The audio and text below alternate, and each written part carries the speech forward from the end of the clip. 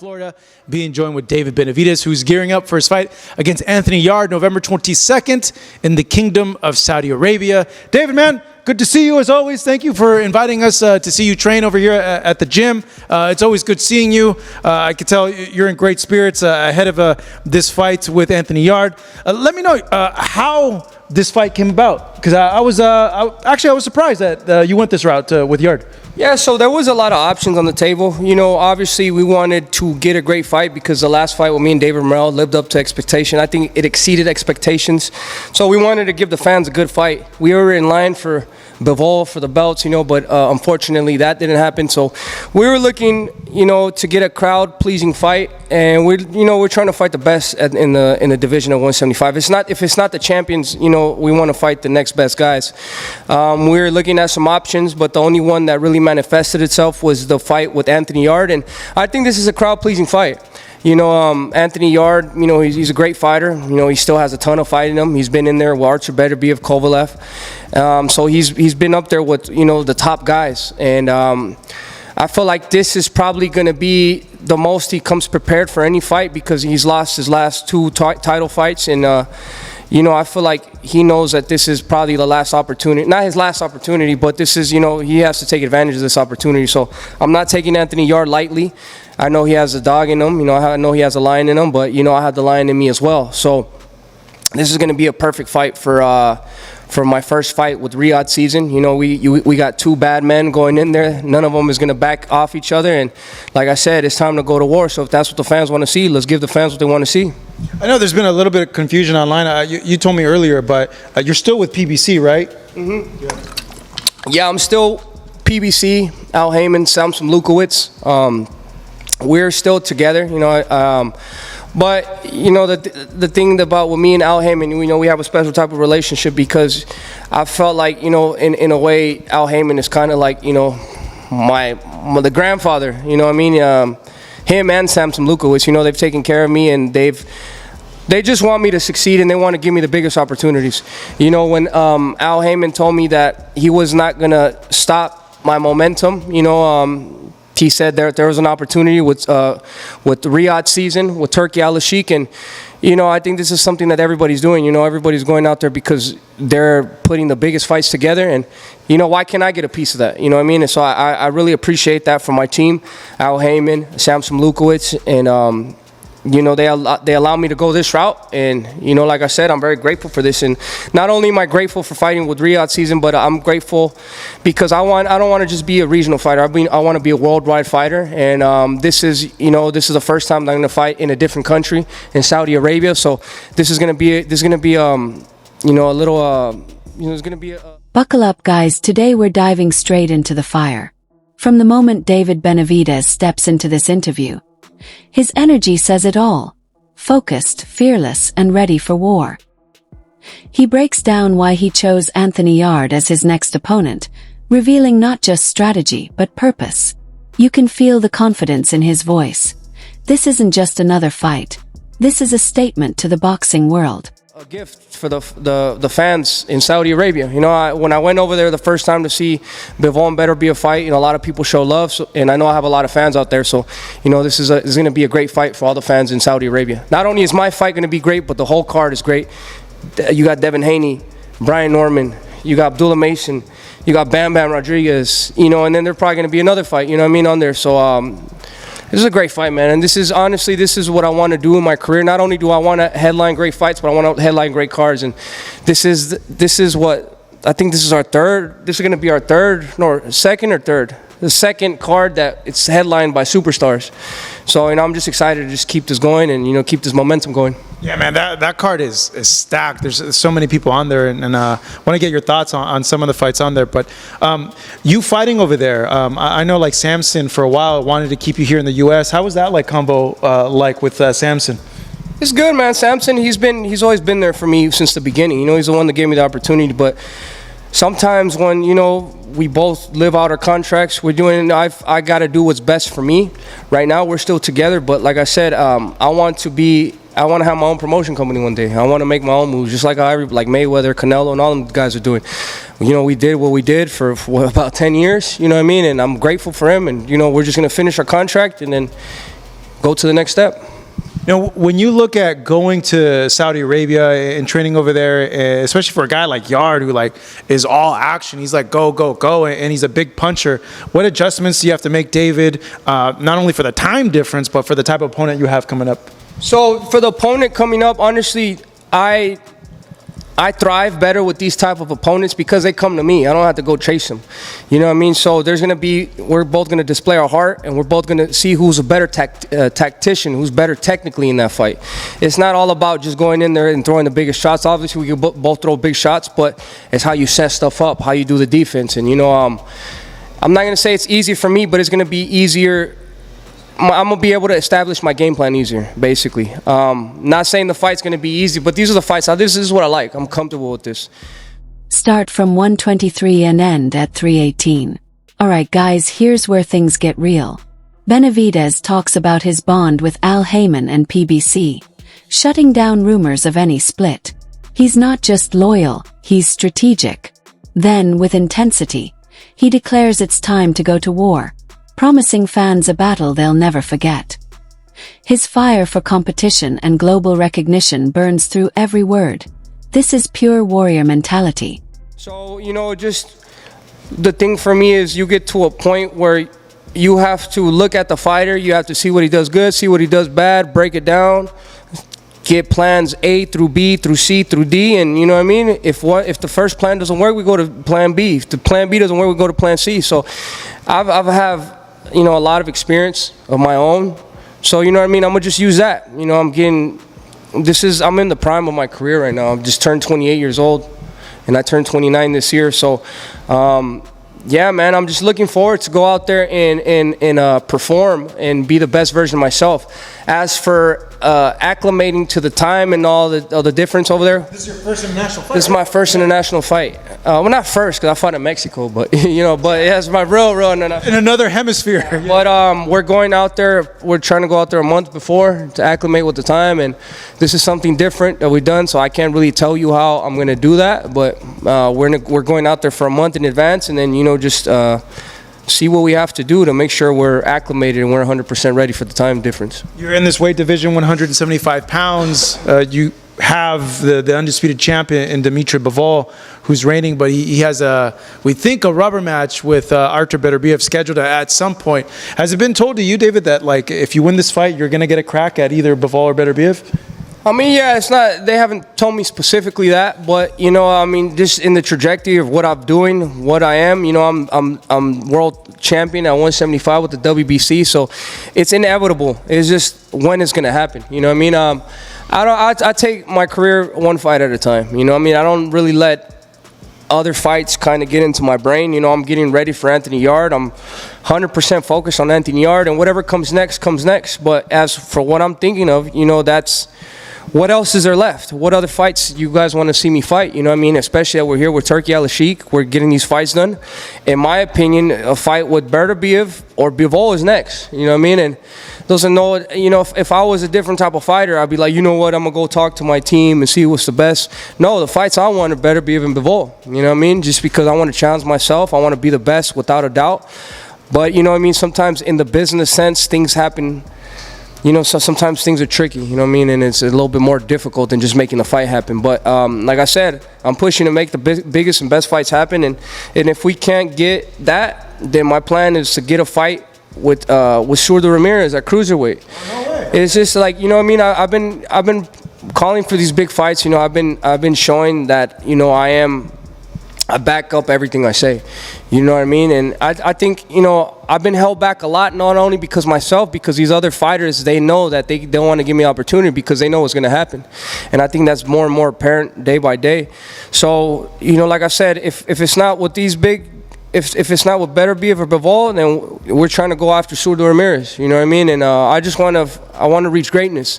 And I think it's time to do that. And, you know, with the way everything is happening right now, you know, I'm just grateful for, you know, Lord Jesus Christ and God Almighty and my Father, my team, and, you know, everything is going great, and I'm extremely motivated, and I'm gonna accomplish everything I set out to accomplish. And I think I made a mistake. I didn't know that I had forgotten that Bivol had dropped the belt and you got the belt, so he's not undisputed now, because for that to happen, he'd have to face you for the belt. The thing with Zordo though, that I had heard whispers, but now it's looking like it's more and more of a serious thing. If you can't get that fight, I don't know. What's like the ceiling then, like weight wise? You think for yourself? Well, I mean, I'm not gonna be stupid and say, oh, if I could get a fight with Usyk, I gotta give the respect to the weight classes. They're there for a reason. But if I could get a fight with Surdo Ramirez, I think right now is the best time to make it happen. Because I always knew there would be a possibility of fighting him, but now this is the best time to make it happen. Two Mexicans, and fighting. Maybe we can make it in Las Vegas, in the United States after this fight. And honestly, what else does Surdo Ramirez have? I know they're trying to fight Opetaia, but honestly, I'm a bigger name than Opetaia right now because of what I've done in the fights I've fought. I'm not saying that I'm stronger or whatever it is. I've done the work. I've fought pay-per-views. I've put in the work. So I think it's solidified that me and versus Surdo Ramirez will be a bigger fighter than Surdo Ramirez versus Opetaia. And then that's just in my opinion. No disrespect to Opetaia or nothing. He's a great fighter. But I think it makes sense on both sides for me and Surdo Ramirez. You're the type, though, that would go and you'd fight Zurdo and then you'd fight Opetaia as well. Just knowing how you are. 205, that's big. 200. I thought it was cruiserweight, 205. It's 200. 200? Is it 200? Okay, you're right. Yeah. Okay, maybe wrong about the bridge weight is 225. Yeah, you're probably right. You're the fighter. I'm not the fighter. I think cruiserweight is 200. Yeah, no, you're right. We'll Google it. We'll Google it. Someone Google it. Someone go right now. No. But Turkey tweeted after the Canelo Crawford fight, asking like, "Hey." Start from 318 and end at 440. Benavidez shifts gears, revealing his business mindset. He's not just a fighter. He's a future mogul in the making. Talking about following in Mayweather and Canelo's footsteps. He's focused on controlling his destiny, building his brand, and writing his own legacy. It's a rare, raw look into a champion's ambition beyond the ropes. Calm, confident, and calculating. You maybe come down to 168. Could you still make 168? Is that a possibility? Honestly, bro, my plan is after this fight, I want to go down to 154. Nah, bro. I'm done with cruiserweight. I want to take this opportunity, though. Yes, I say cruiserweight. I want to take this opportunity to, congratulate Crawford. He put a hell of a performance. He's up there in the Mount Rushmore of the greatest fighters of all time. And, let Crawford do his thing, bro. At the end of the day, I have no interest in fighting Crawford. I have no interest in going down to 168. It's nice that it would be dope winning all titles, but I'm way past that at 168. The only reason I wouldn't even go down to 168 for Canelo, and I'm just being real with you, and let Crawford do his thing. Let him have his, let him. I want to give his flowers, man, because he's a great fighter, man. When there's no other fighter that's coming up from 147 to beat a type of fighter like Canelo at 168, and Crawford, he's one of the greatest of all time. So, I have no interest in going down to 168. I'm not saying that I'm scared of Crawford or whatever, but Crawford's a man at 168. That's his weight class. I'm done with 168. We know boxing is a business, David. If they throw 120 million to go down for either or, would you second? 120 million sounds good, but honestly, at the end of the day, no. No. Say no to 100 million. But they won't give 120 million. I don't even think Canelo got 120 million for fighting Crawford, to be honest with you. But no, man, I'm done with 168. They could throw whatever money they want at me. And my job is not only to get the money. My job is to give myself the best chance to win and to give myself the best chance of looking good. You know what I mean? And now I'm done with 168.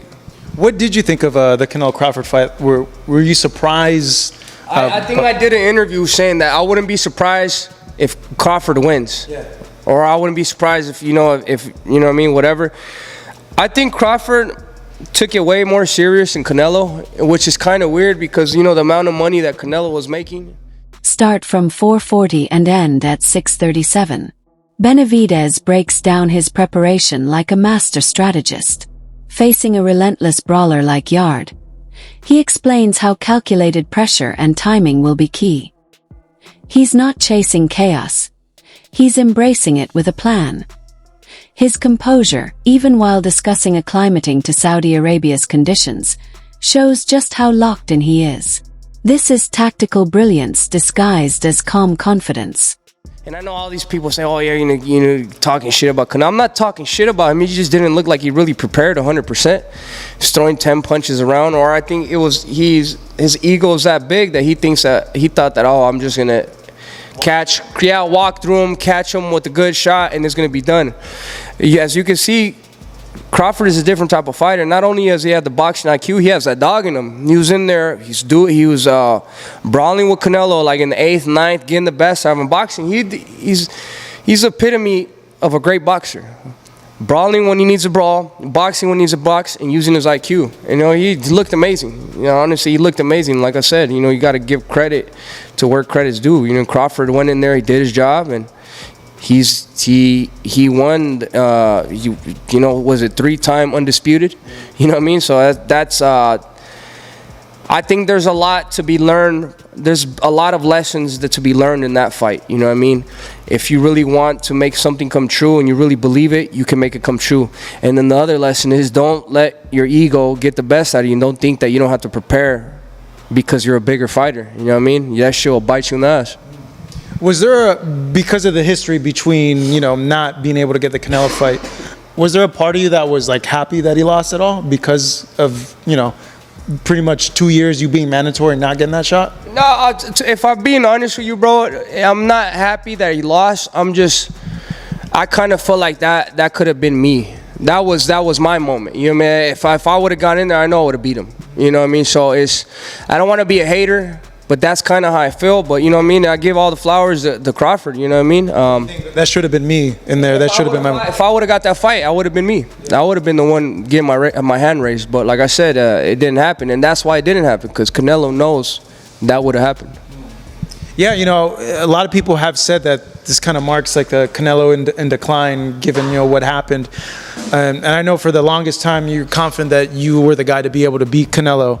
Do you feel that even at this point, like a fight with Canelo, does it even interest you at all, or does it even still happen potentially? Oh, yeah, it definitely still interests me. I feel like, honestly, I'm in such good position right now that it could happen at 175, because I don't think Canelo's going to retire.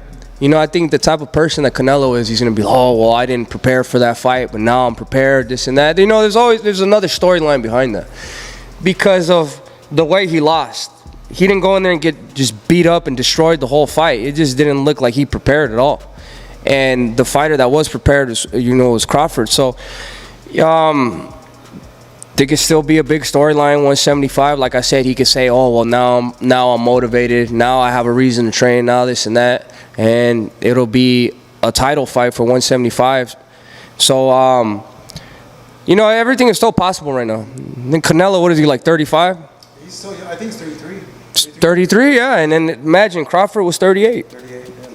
So I mean, I don't, I'm not focused on Canelo. I got my own stuff going on, but if there might be a way to make that fight happen. So like I said, I'm not really worried about that. I'm just thinking about the fighters I got to take out. And imagine, I go in there and I do everything I say I'm going to do. I go in there, beat Yard, then I go fight Bivol, or I go fight Better Beef, and I beat those two fighters. The fight with Canelo is 100 times bigger than it was back then. Start from 6:37 and end at 8:48. Now Benavidez sets his sights on greatness. He speaks with conviction about Bivol, Better Biv, and Zurdo Ramirez, naming names like a man unafraid of any challenge. Every line drips with determination to prove he's the best at 175 pounds. This part captures pure ambition. You can sense he's not chasing fame. He's chasing legacy. It's about making history, not headlines. Yeah, very, very true. You saying that you feel like he didn't prepare at all. Like, do you guys, like, as fighters, when you have an opponent, like, that's not like the biggest name, like, does that run through your mind? Not the biggest name though. Crawford is a big. I know, that's what I'm saying. I think it's just ego. It's just ego that he didn't think. I mean, he brought in Boots. It would be like maybe like easier than what it turned out to be. I think that, I don't know what he thought. You know what I mean? To be honest, but when you see a fighter, what did he throw the whole fight? Like 200 punches? Yeah, he didn't throw a lot. Bro, that's how you could tell that you don't go. I mean, okay, say you're going there trying to get, you're trying to get, what's that word say? you're trying to get ready, you're trying to get your groove. If that doesn't work in the first 5 rounds, then you got to push it the next fucking 6 rounds, 6, 7 rounds. Cruise control. Yeah, exactly. And it just looks like that's how Canelo's been fighting these past fights. Even with William Skull, you know, if things don't go his way, then he just kind of lets the fight go. Like, it doesn't really look like he really wants to go and get it. Okay, and then let's put it like this. When he fought Caleb Plant, he was digging because Caleb Plant was kind of winning the first 6 rounds, you know, and then he started to push. So, I mean, that's what I feel like, you know, what a Canelo that's ready looks like, you know what I mean? And if you're the top fighter in the world, bro, how are you only throwing 200, 300 shots? A 12-round fight, they don't make sense. So it's just, I don't know anything about their camp, and I really don't care about anything they're doing over there, but that's what it looks like to me. When the punch output drastically goes down, that's how you could tell a fighter's not putting everything into it. Or maybe they might have seen better days. I know a lot of people have suggested that about Canelo, like maybe he's not the fighter he was like 2-3 years ago. I mean, you can't really say nothing like that, bro, because if you put age into it, then what's the excuse? Crawford's 38. He didn't fight in 2 years. So that's no excuse. When somebody wants to go get it, they'll go get it. So it's not like, oh, you know what I mean? I guess you could say that, you know what I mean? But I don't know, bro. Like, it's not my problem. That's just not my problem. Yeah, man, it's just crazy for Crawford to do something like that. You know, like go up 2 weight classes. We always knew Crawford was a great fighter, and that's how he reaches. He's always going to be he's made it in the history books. He's going to be the greatest of all time because he's never lost that hunger, and he's always wanted to prove himself. So, you know, when a fighter wants to prove himself, he'll prove himself.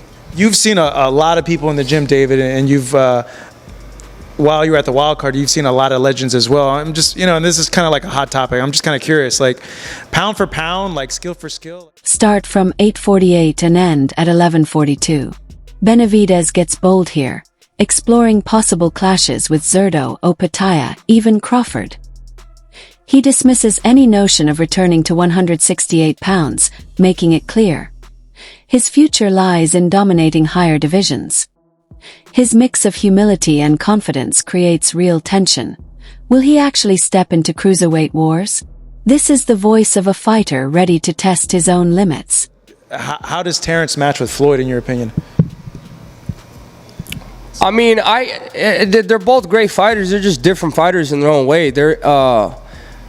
I mean, I can't say one is better than the other one. They're both great fighters. I think, honestly, if you go to see what has been accomplished, and I'm gonna get a lot of shit for this too, but honestly, there could be the way where you put Crawford over Mayweather.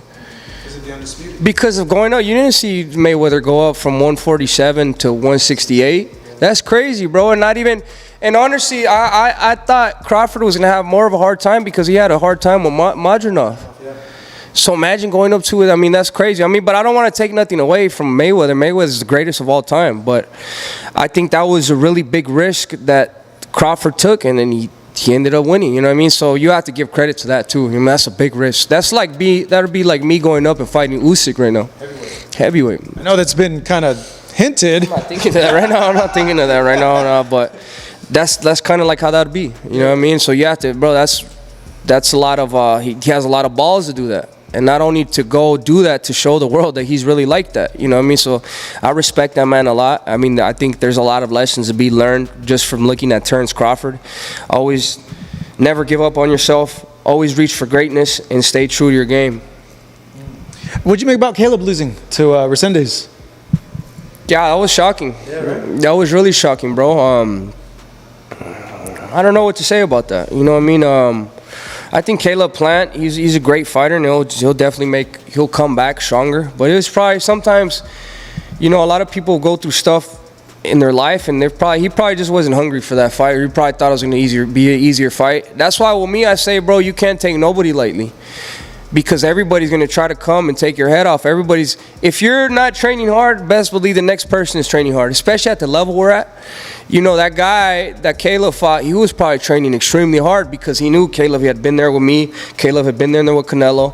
And I don't want to say because I don't know anything about, I don't know what Caleb was, how he was training in his training camp, but he probably didn't take it as serious as he should have taken it, you know, in my opinion. But Caleb is a strong dude, mentally and physically, and he'll definitely come back.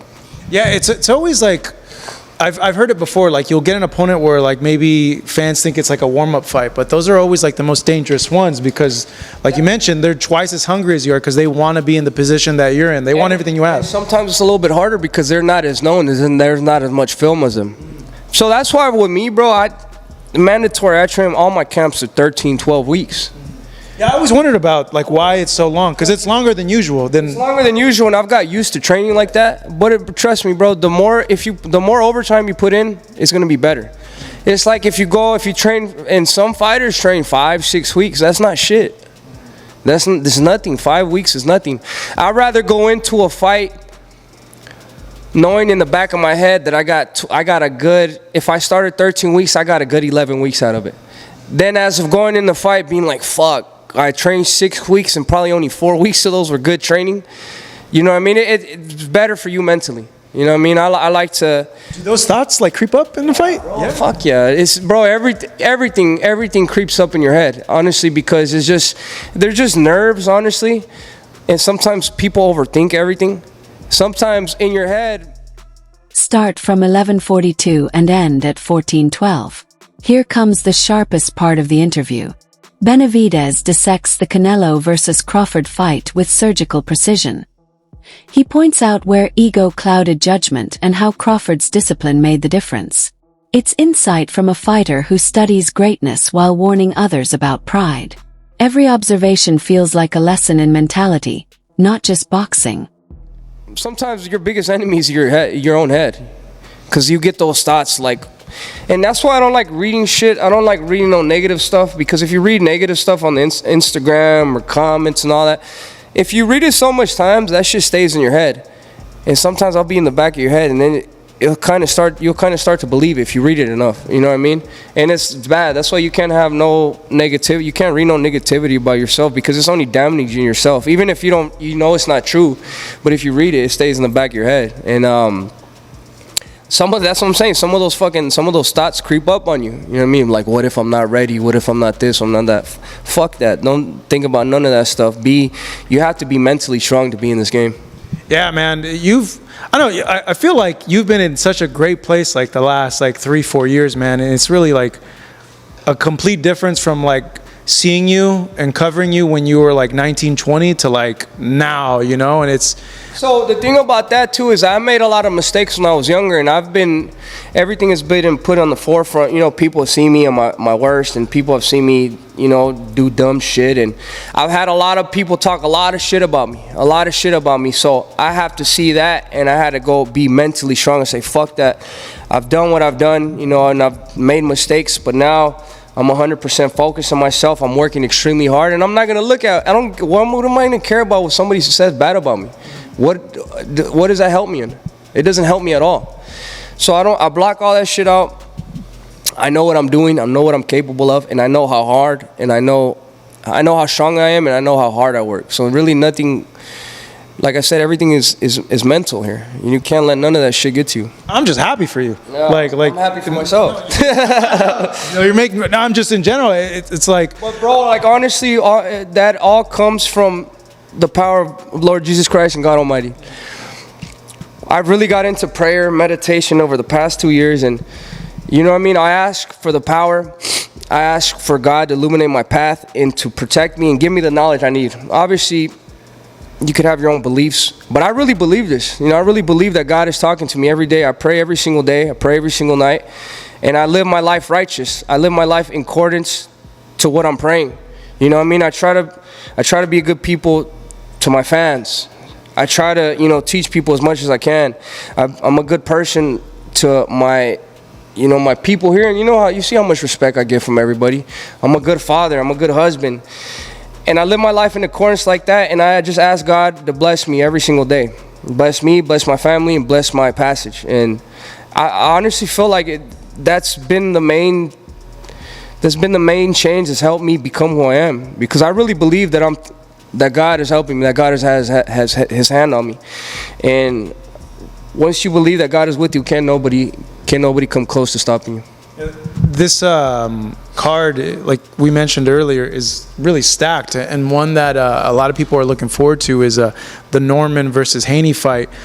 How do you see that fight? Because a lot of, right, it's like 50, a lot of people think it's like 50-50. If not, maybe, they favor Norman because he's a big puncher. Honestly, it's a great fight, and I got Devin Haney winning that fight, and I got him showing out in that fight. Not no disrespect to Brian Norman, but Devin Haney has been, honestly, his track record is the best out of anybody that I've seen. Bro, how old is he? He's like 25 years old. He's fought Lomachenko. He's fought Linares. He's fought Jojo Ryan. He's had a lot of good names on his resume. So he's been there at the highest level for a long time, and he's a great fighter. You know what I mean? So I got him beating Norman. But it's not like, I'm against Norman or anything. Norman is a great fighter, but I think it's just experience. You know what I mean? Experience, and both of them got a lot.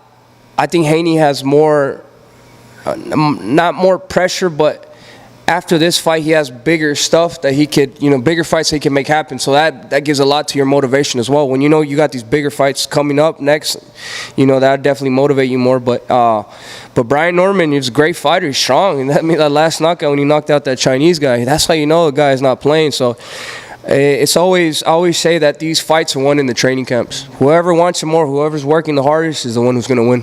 Yeah, it's a tricky one because you see like the Ramirez fight, and you think, okay, was he fighting that way? Start from 1412 and end at 1955.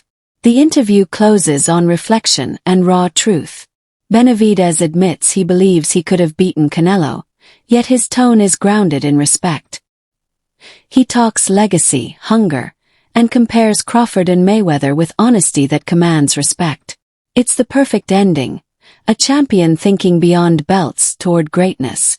If you enjoyed this breakdown, make sure to like the video, subscribe to the channel, and we'll see you in the next one. Because that's just the way he wants to fight, or was he fighting that way to kind of be cautious and see like, hey, let's not like ruin the bag because we have this fight with Ryan, and others have said like, oh, maybe it's from the Ryan fight that he doesn't want to just get hit as much. And you see a guy like Norman. That's what it was. That he didn't want to really ruin the fight with Ryan, the second fight. But it's funny because Ryan's the one who fucked it up.